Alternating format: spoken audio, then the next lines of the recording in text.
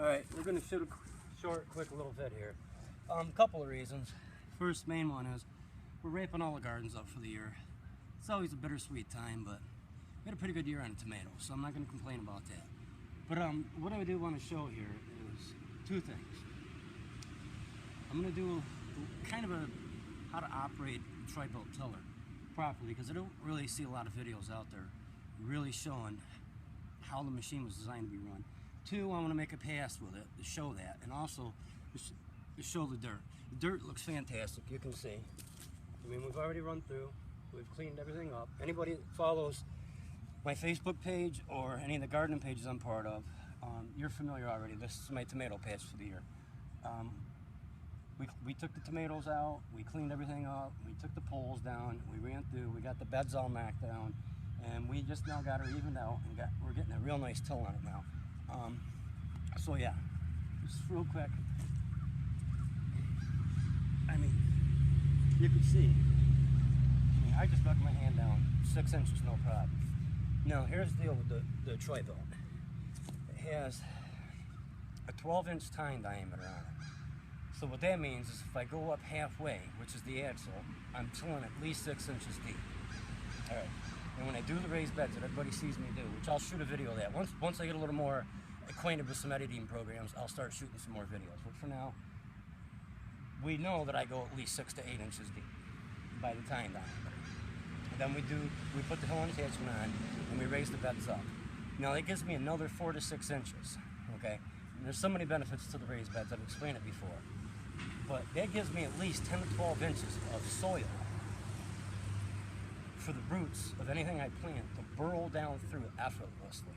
Now, when I start this baby up and we go, you always walk to the side of where you're not tilling. And that way you till in your footprints as you're tilling, leaving you an absolute footprint-free garden. That's not just for looks. That's for a lot of reasons. That's for erosion. That's to have deep, loose seed beds. I mean, I could go on and on. If you really want a publication to look this up on, look into Garden Ways, Joy of Gardening by Dick Raymond. They were who originally made Troybilt. The book basically is an advertisement for Troybilt, but it's absolutely one of the best books I've ever read on gardening. And you will see how I garden. All right, so let me see something real quick. All right, yeah. Before I even start with the rototiller, let me grab something real quick here.